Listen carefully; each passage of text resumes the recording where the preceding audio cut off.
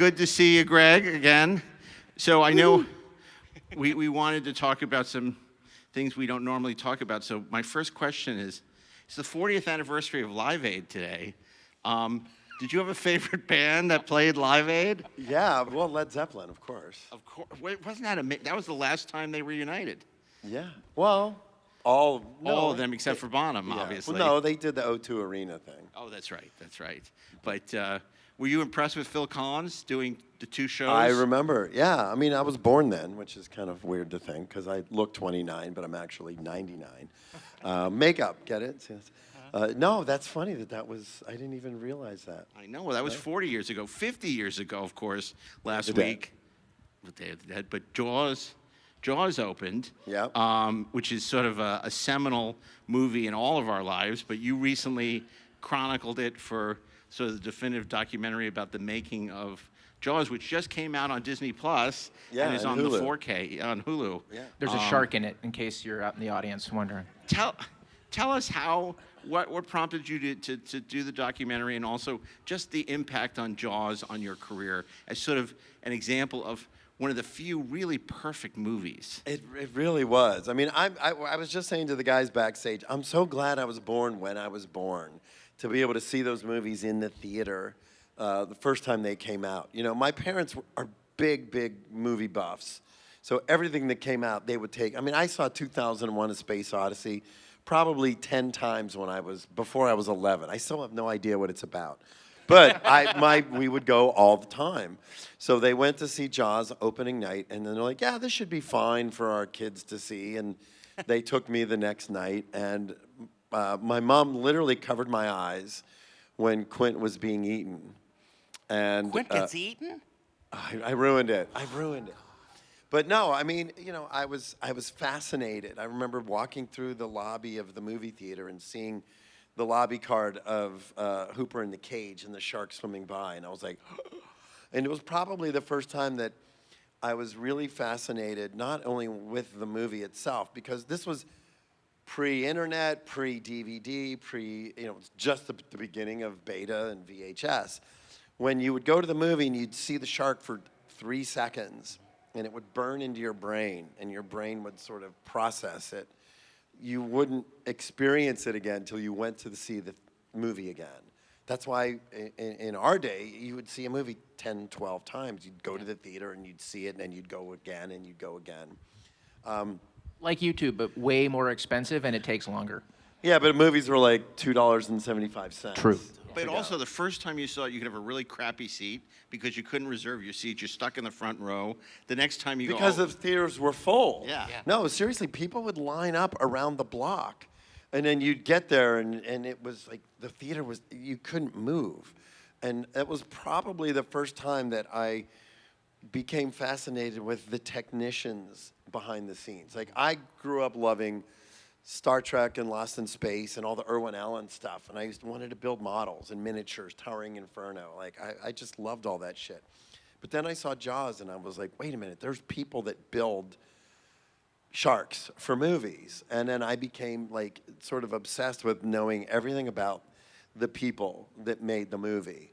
And lo and behold, years and years later, I've found myself, I've met most of them, if not all of them. And Did you become a Richie Helmer groupie? I worked with Richie. I worked with Richie Helmer a couple times on Transformers, and he was like in the truck, like building something, and I'm like, they're like, you know, Richie Helmer's here. I'm like, oh, what? Like nobody knows who Richie Helmer is, but he was one of the guys who worked on the Sharks. Yeah. So I became fascinated with it. So I met a documentary director named Laurent Bouzereau, and Laurent was the guy who produced all of Spielberg's documentaries. So any movie that Steven has done, Laurent was the guy. So they were doing a Jaws documentary in the 30th anniversary. No, I don't remember. It was in 95.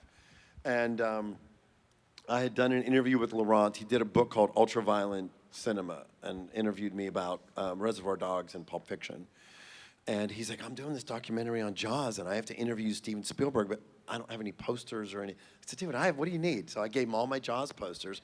So my big claim to fame for a long time was, that's my poster behind Steven Spielberg in that documentary.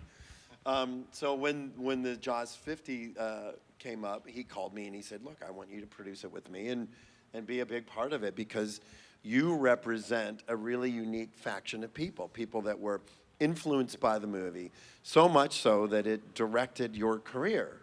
And so that's why I'm part of it. And they didn't cut me out, which was really nice, which I was really excited about. When you're a producer, they can't. Yeah, but you never know. Like, Steven could have watched it and been like, that guy sucks. Like, we should take him out. But fortunately for me, they didn't. And I'm really proud of it. I'm proud to be part of the legacy. I went to Martha's Vineyard a couple weeks ago and celebrated the 50th anniversary with Richard Dreyfuss and Joe Alves and Jeffrey Kramer. And people would come up and go, what did you do on Jaws? And I'm like, I sat in the theater. Like, just like you did. And I'm proud. It was really exciting. You talk about what a golden age it was back then, like seeing Jaws. And I think a lot of people think the merchandising of movies kind of began with Star Wars, but that's not true. Jaws was like Batman '89 at the time. There was Jaws Operation. There was the Jaws log, which was about the making of. There were all these. There were beach towels. Jaws beach towels. There was, I think, even the equivalent of the popcorn bucket, which was like a Jaws cup, where there was like a Halloween costume that was a shark face. I mean, it really. Look, I mean, the interesting thing about Jaws. There's a great book if you guys are interested in the film industry called Easy Riders and Raging Bulls, and it's about the film industry from 1970 to 1980. It starts with Easy Rider, talks about how directors were auteurs, and you had Coppola and Scorsese and Paul Schrader and all these great. And then Jaws came, and everybody went, wait a second, we can make all of our money back if you have a big opening weekend. Jaws was the first summer blockbuster, and then Star Wars, of course, changed all of it. Yeah, but it started with the studios wanting to have cheap, malleable directors that they could control, and so they had young people come in and direct these movies, and Young kids like Steven Spielberg. and they took it over and they fooled them. Yes, well, actually, no, I never thought of it that way, but you're absolutely right. Because they weren't just young kids, they were people that lived, ate, slept movies. And that was that generation of people like Steven and John Badham and all those directors. Yeah, and if you read Easy Riders, Raging Bulls, you also find out they all had beach houses in Malibu and had a lot of fun after they became directors. They all hung out together. They all hung out together and talked about movies. So they really suffered for their art, is what we're saying. And then they all slept with the same girls, which I think is also funny. Well, Malibu's a small town. Yeah. So yeah, Jaws was sort of, in a way, the film that lit your fuse, but there's so many other ones. Talk about some of the influences on your career alongside Jaws that were important to you, that sort of led you down this path of doing what you do, directing, producing, makeup effects?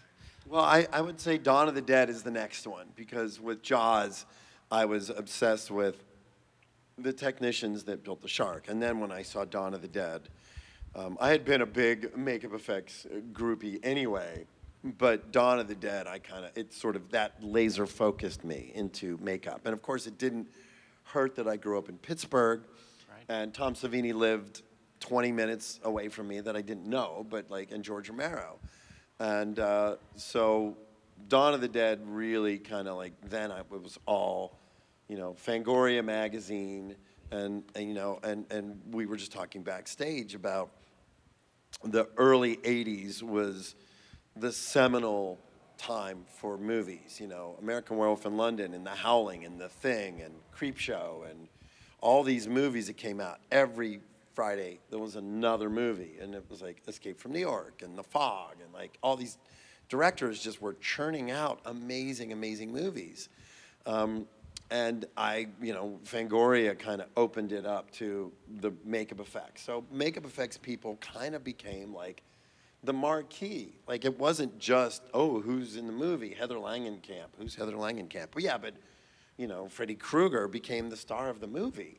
These villains and these characters. So Rick Baker, Rob Bottin, Tom Savini, Stan Winston, they all became household names. Like, they were marquee value. You would go, when we were young, we would go to a movie because Tom Savini did the effects. It didn't matter that it was Maniac or The Burning or The Prowler, which are not great movies. But it doesn't matter because you went to see the artistry of those artists. And that was amazing. You mentioned Dawn of the Dead being a touchstone. Was The Exorcist also a touchstone for you? Well, or was that later, a little... I mean, I was too young. I mean, I think Exorcist came out, what, 71? 73. 73 maybe? Yeah, I was 10. And so I didn't see The Exorcist in the theater. Like Planet of the Apes, for sure. And I saw all of them, you know, and then they would, you know, I loved when they would do like all 5. They would have like a film festival. Go and Ape. see Yeah. all 5 Planet of the Apes movies.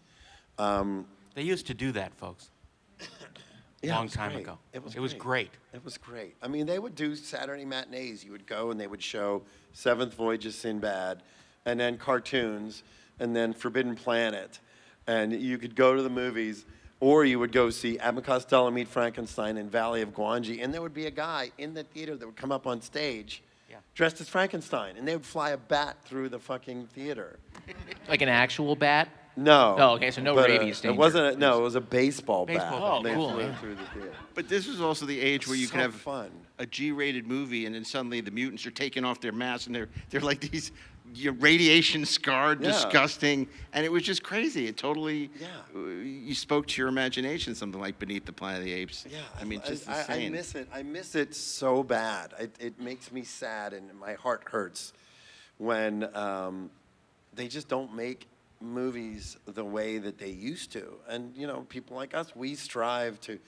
We want to make the movies that we wanted to see when we were 10 years old. That's what every filmmaker, not every filmmaker, but a lot of filmmakers of our generation. That's why you know you go and you see these films and you're like, oh man, it just makes you. Like when we did Creepshow, I was showrunner on Creepshow. Creepshow to me was I made every story that I wanted to see when I was a kid. Some of them are funny and some of them are wacky and some of them are serious and some of them are scary. But the number one criteria is it just has to be entertaining. Just entertain me. That's all I want. I don't care about what the budget was. I don't care how much money it makes because, again, this is my rant, so I apologize. When we were younger, it didn't matter how much the budget was. Nobody cared. Right. But now I think Hollywood is literally eating itself because Variety, Hollywood Reporter, Deadline, Rotten Tomatoes, they tell you how much the movie cost. They tell you how much they think it's going to make. And if it's not going to make that much, it's not performing to expectations. What does that mean? People go, it must not be any good. I probably shouldn't go see it. None of that matters. If you see the trailer or the poster, because then go see the movie. Yeah, absolutely. And you mentioned Creepshow, which is another film from 1982. Yeah. You know, and you talk about judging a film by its box office. Imagine we just dismissed Blade Runner or The Thing because of their box office performance. The Thing was a huge flop. The Thing was a huge flop. It didn't catch on until much later. And I think Cinefantastique magazine was one of the few reviews that said, this movie's going to mean something in a couple years. It's way ahead of its time. And we don't have that either. And I remember to this day There's no journalists anymore. the Rob Bottin cover, you know, that they shot for Cinefantastique, that double issue. It's incredible. Yeah. Yeah. You know, and so many of those that are just etched in your mind. You know, you remember those issues. And for somebody who was growing up and aspiring to do this, it was like a how-to guide. It was like a manual. And then that was a funny thing. Rob Bottin, who did the effects for The Thing and The Howling and Total Recall, he did an interview once just to fuck with people, which I always thought was funny. I don't know if you know this, but they were talking about The Thing, and they were talking about all the colored gel and the goo that would spray out. And he said, we melted bubble yum. Bubble yum was like gum. He told people, it wasn't even true. He just wanted to see how many people he could get to try to cook bubble yum in their kitchen. Which I always thought was kind of funny. He's like, I just fucking with people. How much do you compete with sort of the iconic shots? Like, for instance, you know, werewolves, you have it was Step Dissolves with Lon Chaney, and then it became American Werewolf in London, this remarkable Rick Baker transformation. Then you do something like Hemlock Grove and say, how are we going to top that, right? How much do you look back and say, this is something I loved, I'm going to try and do it even cooler? Well, you have to, because you want to give the audience something new. I mean, on Walking Dead, we did it over and over again. And one of the big things that I would say is, like, we can't do that gag because it's been done. George did it. Or, it was done in this zombie movie or that zombie movie. You can't do it. But if we are going to do it, we need to one-up it. We need to make it better. Not so much for ego, more for giving the audience something new. And that was part of the fun on Walking Dead was I did this thing called Tribute Zombies. And we recreated zombies from other movies. We did the Machete Zombie. We did, we did Return of the Living Dead. Even in Daryl Dixon, we made one of the barrels, the trioxin barrels, and put it in the back of a scene. We did a Freddy Krueger zombie. We did a Bub zombie. We would put them in there. And I was literally just doing that for the fans. That was my way of saying, hey, thanks for watching the show. Because you're watching the show, I'm going to give you a little extra oomph. And we did it all the time, and it was super fun. Well, it must be difficult to come up with, what's the thing that has not been done? Mark, you mentioned Hemlock Grove, which has this insane werewolf transformation where at the end of it, spoiler alert, the wolf eats its own shed flesh, which blew my mind. But I can't imagine you sitting there like in any meeting going like, well, especially with zombies, as much as they've been done, thinking up what's the thing that hasn't been done, unless you've spent a long time just thinking about zombies since you were a kid. I mean, well, fortunately I did because I grew up in Pittsburgh and Night of the Living Dead was filmed like 20 minutes from my house. But look, I mean, for me, it really is all about the experience, sitting in the theater.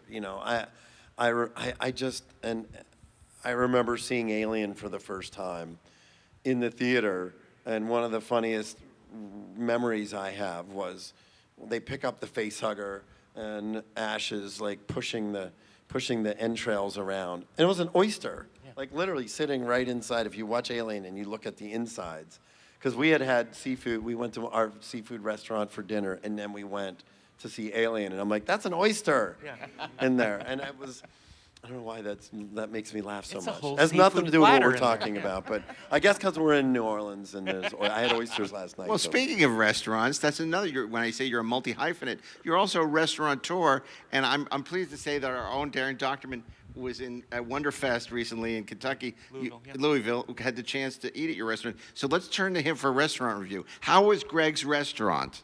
It's pretty darn good. What'd you have? brains? I had I know. You would think that the menu would be themed. I think they have a bloody Nicotero drink, Yeah. which is like a Bloody Mary, but bloody Nicotero, because obviously. I had one of those. It was really You good. did? They're coming to get you barbecue? No. See, all right, you know what? I'm going to hire you guys to rewrite our menu.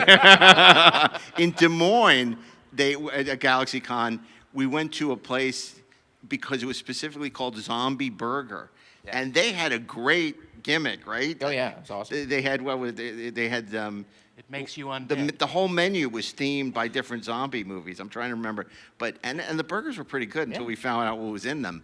But It's made of people. Spoiler alert. made of people. That's right. They have Soylent Green Burger. Hell yeah, they do. It was It's like the wild. Impossible Burger, but different. And there weren't a lot of good restaurants in Des Moines, but not Voodoo. Good Voodoo? Zombie Burger was pretty good. Okay, so I want to ask you, you mentioned Daryl Dixon, which is a show you direct an EP on. It shoots in France, and obviously for years on Walking Dead, your home base was Atlanta, Georgia. How has been, shooting in France put a different aesthetic on the show? How is it different for you? What has it given the show? A new lease on life, in a sense? Yeah, I mean, look, Norman always had this idea. There was a TV series in the 70s, a man called Bronson. And it was kind of, or like The Fugitive, it was sort of like, even The Incredible Hulk, the whole story of the TV series Incredible Hulk was, you go out, you meet a group of people in the episode, and by the time the episode's over and you leave that group of people, they're different and you're different. Right. That was the idea with Daryl Dixon. He wanted to come in contact with different groups of people. I love the idea of going to Europe because it opens up the world. You know, now we're not just in the United States, which has been around for a couple hundred years. You're dealing with thousands of years of culture and architecture.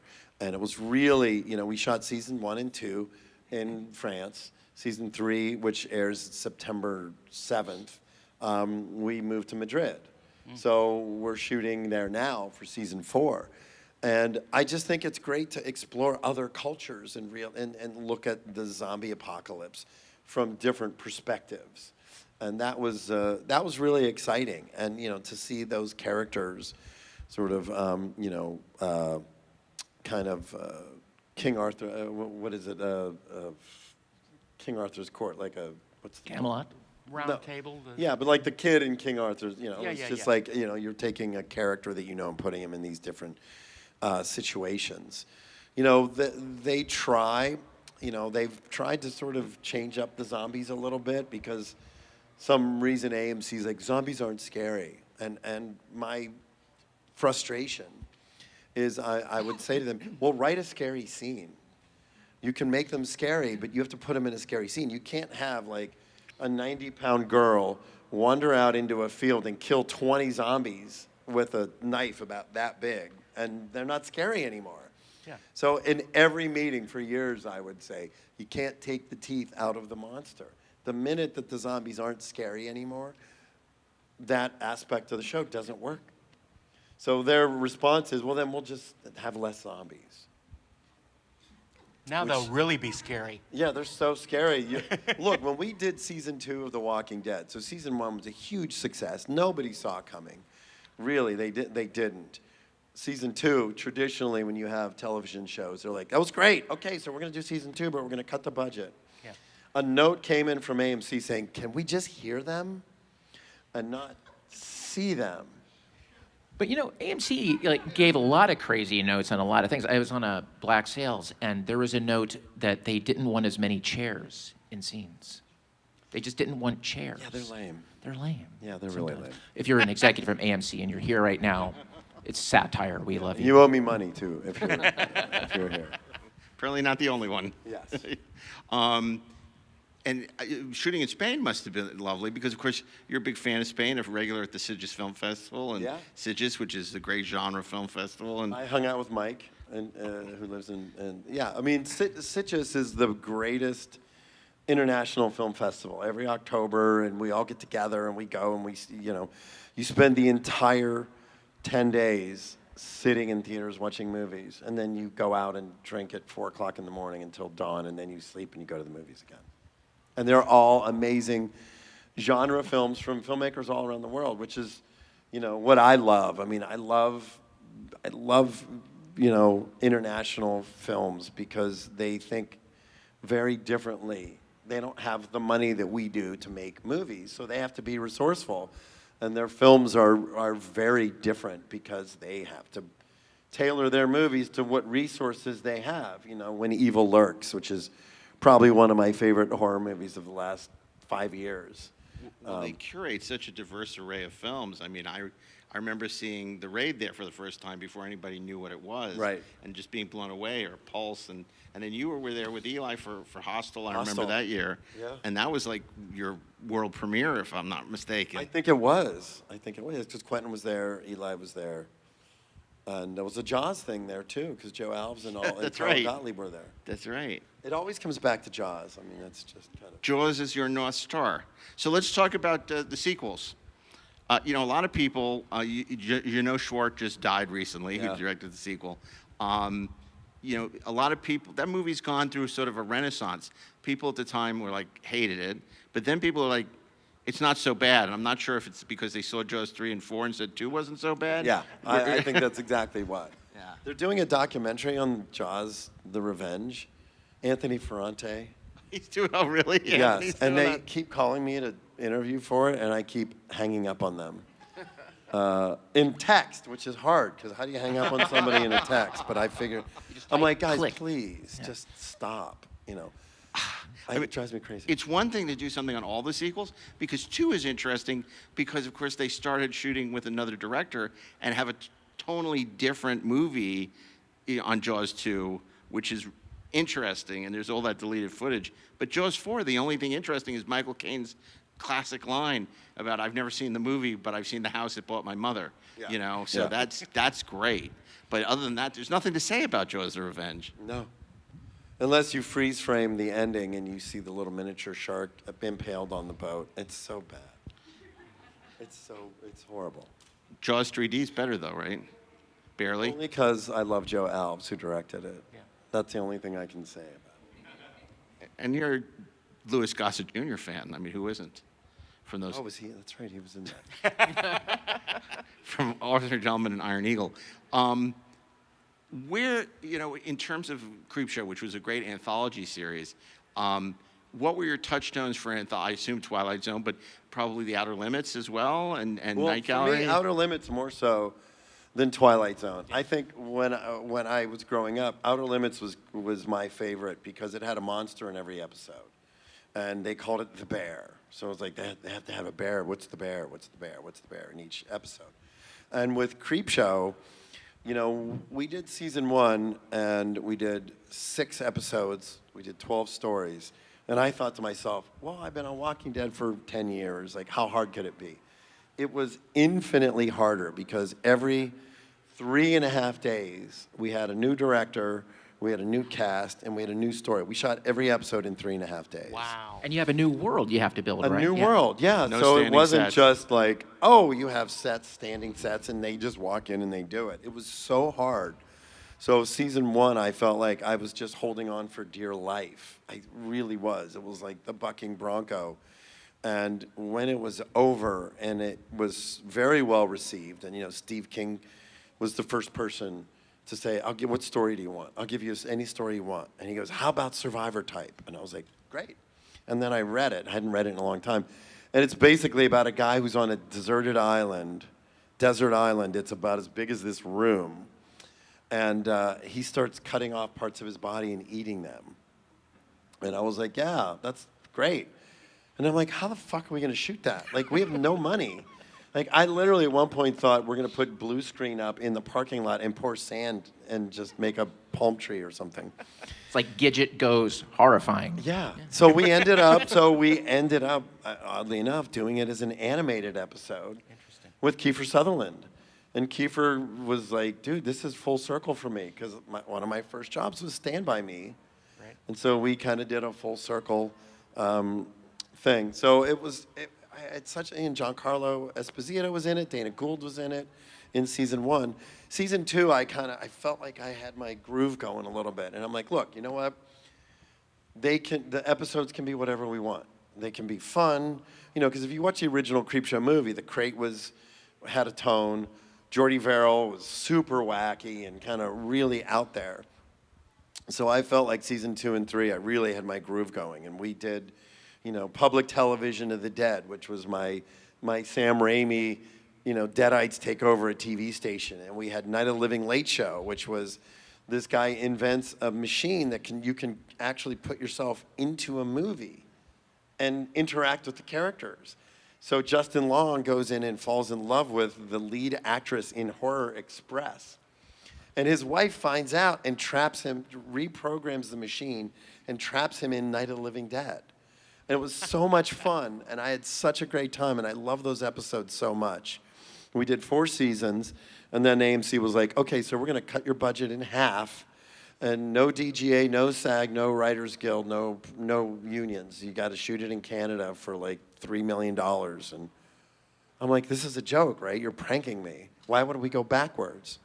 But I had a great time, and I really love the show, and I'm really grateful to people that come up to my table and like, we want more Creepshow. And I was like, great. I'll tell AMC, and they can give me $1.98. But call it Tales from the Dark Side or Freddy's Nightmares. Yeah. Oh my God. But it's really the stories are fun and they're entertaining and they're sometimes a little outrageous. But like the nice thing about it was they really never questioned me. There was only one episode that they didn't. There were 2 episodes that never got made. One of them, Marilyn Manson was in, and we shot it. Dave Scow wrote it. And then he got called out for some weird shit that he ultimately wasn't true. But the network's like, yeah, we're not going to ever air that episode. So we didn't. So even you brought finish in it. Louis C.K. So yeah, yes. But and then there was another one that was a really fun episode about this sinkhole that these creatures come out at night and feed on like like cows and pigs and stuff. So there's these two guys, and I wanted Adam Sandler and Chris Rock to be the two guys. And their job is to guard the sinkhole. This guy, it's a big tourist attraction, and this guy sets up tents and everything. But at night, they have to guard it because this creature comes out and eats things. And basically, the creature comes back and vomits out all these bones. And there's a human skull in there. And they're like, oh, shit. What are we going to do? It ate somebody. Now it's tasted human flesh. So what are we going to do? It was really, really funny. I think it may have been in like the first comic book issue. But it was really funny because there's a lot of satire and social commentary in it about, like Sandler was white and Chris Rock was black, and the creature will eat one of them but not the other one. So they're like, oh, this is great because now, I have power over the creature because it won't eat me. It's kind of super wacky and really fun. So we didn't make that episode. But it was a really fun experience. And, I literally would pull out my phone and start texting all my friends. That's how I got Giancarlo. That's how I got Tobin Bell. That's how I got Dana. Because, casting people were like, well, how do we cast this? We don't, I'm like, you guys, you need Tricia Helfer, and we need people that fans will respond to. So I was hitting up Josh Brolin, and I was hitting up, Aaron Paul and all my friends, to come and do stuff in it. It was fun. It's 3 days. Come play with us. Yeah. You're not asking that much from them. Actually, we did write, amazingly enough, a sequel to The Crate, because and it was Hal Holbrook was still alive. He was in an assisted living facility in Atlanta. Wow. And the plot was that a guy, before I even knew that, it was Hal Holbrook's character is in an assisted living facility, and there's a guy there who's bullying him, and he's like, you better not fuck with me because I've killed people that mess with me. And so this guy, he tells the guy this story, and the guy goes to the quarry to find the creature. And the creature has pulled the crate out of the quarry and is still alive and has baby fluffies. So there's a bunch of like little creatures. And we wrote it. A guy named Matt Vane wrote it with me. And the script was great, super fun, and we were going to get Hal Holbrook to do it. And then somebody said, oh, shit, we don't have the rights. Like, because Stephen King is notorious for like giving the rights away to his stories for $1. Right. Because he wants filmmakers and he wants people to like, flourish. So he'd be like, you can have the rights for $1. That's, he doesn't care about the money. He doesn't need the money. That's just the way he is. And they couldn't figure out who had the rights. So we couldn't do it. So when we did Shapeshifters Anonymous, I used the design. The design of the main werewolf at the end kind of looks like Fluffy because we wanted to do like a cool werewolf. Oh, that's heartbreaking. That would have been great. Yeah, and then he died like 2 years later. Yeah. So I was kind of like, oh, shit. It's great the way that you took also from Creepshow, because that has such an eclectic cast. Everybody from Stephen King to Adrian Barbeau to Hal Holbrook, and then you did the same thing with the TV series where you sort of not stunt cast it, but populate it with all these great genre names. Yeah. I mean, and one of my favorite episodes we did in season 4 was written by Jamie Flanagan, Mike Flanagan's brother, because I watched Midnight Mass, right? Yeah. If you haven't seen Midnight Mass on Netflix, it's fucking great. And I watched it, and I was like, God, who wrote this? It's really well written. And it was Jamie Flanagan, Mike Flanagan's brother, who did everything. Mike Flanagan did Dr. He's Sleep. doing Carrie now. He's doing Carrie. He did Fall the House of Usher. House of Usher, also fucking great. And I cast Samantha Sloyan as the lead because she was in, and it's called Cassandra in 20 Minutes. And this woman shows up, comes home from work, knock on her door, girl comes in, crying, panicked, and says, "You're going to die in 20 minutes. This creature is following me, and it won't kill me, but it'll kill you in 20 minutes." And that's the episode. And it was so fun, and Samantha was so great, and it was really, it's really like one of my favorite episodes because you never know where it's going to go and how it's going to end. But it was in season 4, so if you haven't seen it, check it out because it's great. Well, we got time for a few questions. So Wait, I have to do one thing before we go to questions. So there's a TV series coming out in September called Guts and Glory, and it's a competition show. It's like Survivor, but turns into a horror movie.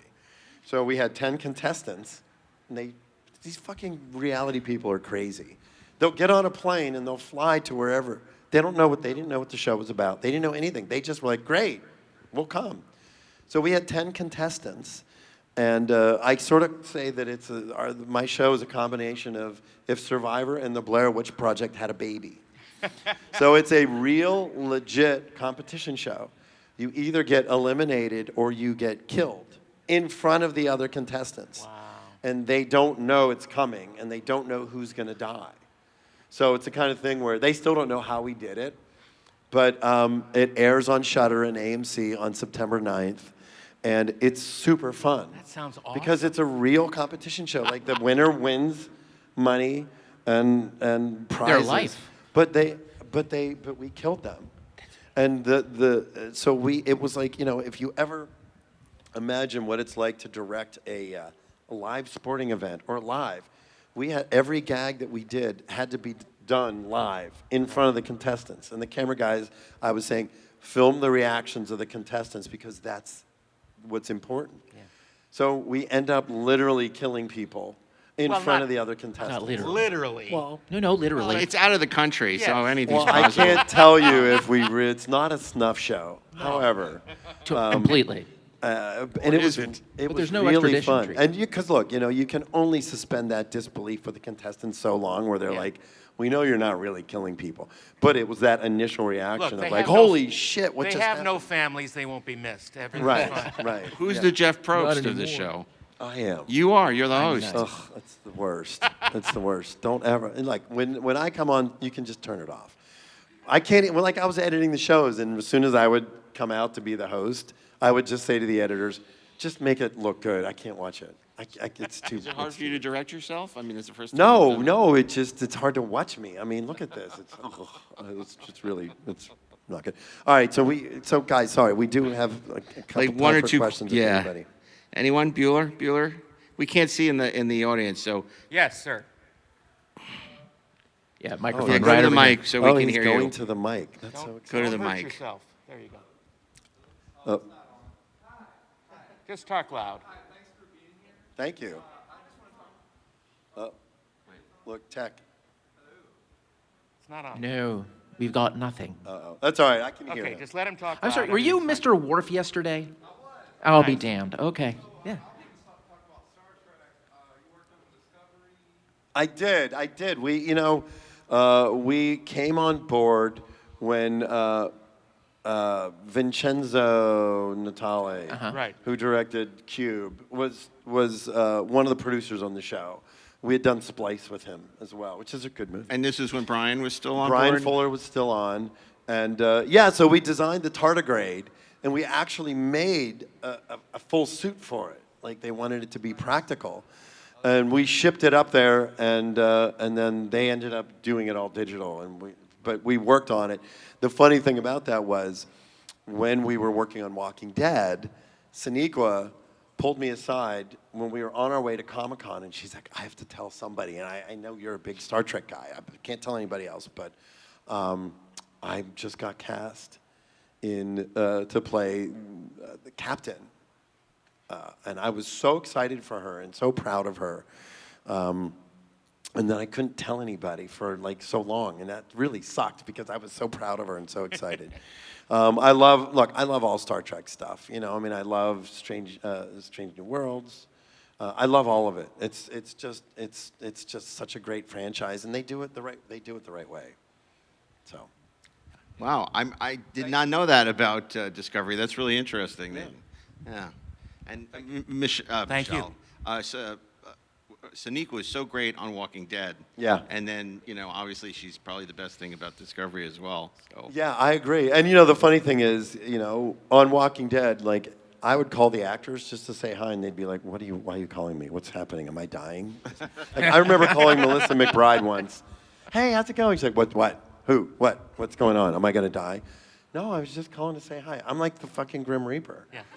So, like, when the actors see my name come up on their phone, they're like, decline. So last question to wrap it up. Go ahead. So I'm a huge fan of all of your work. Thank you. I love, and The Mouth of Madness has been one of my favorites of all time. I Super love fun. you can really see the influence of Baker's work on The Thing and stuff, and the stuff that you did with that. I love it so much. But I wanted to ask, what is your personal favorite memory of working on either Evil Dead 2 or Army of Darkness, or just some sort of Raimi story? I love hearing stories about him because he seems like such a fun guy to work with. Well, thank you. That's a great question. The fact that I worked on the sequel to Dawn of the Dead, the sequel to Evil Dead, and then, of course, the sequel to Nightmare on Elm Street, Halloween, Leatherface. I did all the first 3 Scream movies. So when we did Evil Dead 2, what was fun for me was I loved the first Evil Dead, and my thing always is, if that had Dick Smith or Tom Savini or Rick Baker doing the effects, Evil Dead would probably be one of the greatest movies ever made. The charm of it is the effects are so cheap looking that it kind of makes it charming and fun. So when we did Evil Dead 2, it was like we're basically remaking Evil Dead with better effects. It was a lot of fun because it was like a student film. That was just a bunch of guys. We got together. We all lived in one house. All the makeup effects people lived in a house in Wadesboro, North Carolina, and we shot in it, But the funniest thing was, fortunately for me, I was trained by Tom Savini, and one thing on Day of the Dead was Tom had a video camera all the time. So my job on Day of the Dead, part of it was filming everything on set. So when Evil Dead 2 came about, I had a beta camera with me, and I filmed everything. And so all that footage is on the DVDs. And every time I would turn the camera on, Sam would ham up, hello. What we're doing here, we're going to attach a cable to Bruce's chest, and we're going to drag him through the woods. And so he hammed it up a lot. And that made it a lot of fun. And nowadays you could never do that. Nowadays you got to sign an NDA. You can't shoot any footage. You can't do anything. But a lot of the movies that I worked on, I have hours and hours and hours and hours on the set of Phantasm 2, Evil Dead 2, Army of Darkness. All those movies that now people will come up to me and be like, your documentaries, your making of stuff that you shot made it feel like we were there. And we're really grateful because that footage, nowadays, you'll never see it. They'll have a film crew there and an EPK, and they'll shoot what they want to shoot, but it won't be like it was. But there was one shot we were doing where the evil hand, it's when Sarah gets stabbed in the back with the Kandarian dagger, and there was a shot where we had a radio-controlled hand, and Sam wanted it on monofilament so that we could puppeteer it jumping up, and I made a little cape for it, like a superhero cape, and put it on the hand, and we tried it like a bunch of times, and it just didn't work, and then Rob Tappert walked on set and goes, saw one of the takes and goes, what the fuck are you guys doing? I said, ask Sam. I don't know. The hand is flying. And he's like, let's move on. Student film vibe. Well, thank you. Really funny, though. It's always such a delight to sit down with you, Thank Greg. So many more stories. I wish we had more time. We don't, but for more conversations like this and conversations with Greg, you can always listen to Inglorious Trexperts every Thursday and our sister podcast, Deck 78. Hope to do it again. Yes. Good luck at the show. Can't wait to see it with its incredible host, Greg Nicotero. Guts and Glory, And September 9th. we'll look for it. So Thanks, everybody. And don't go anywhere. It's a GalaxyCon tradition, whether you like it or not, to come up for a group selfie. So come up to the stage as close as you can get. We're all going to do a trust fall. Well, we're not, but it'll look great.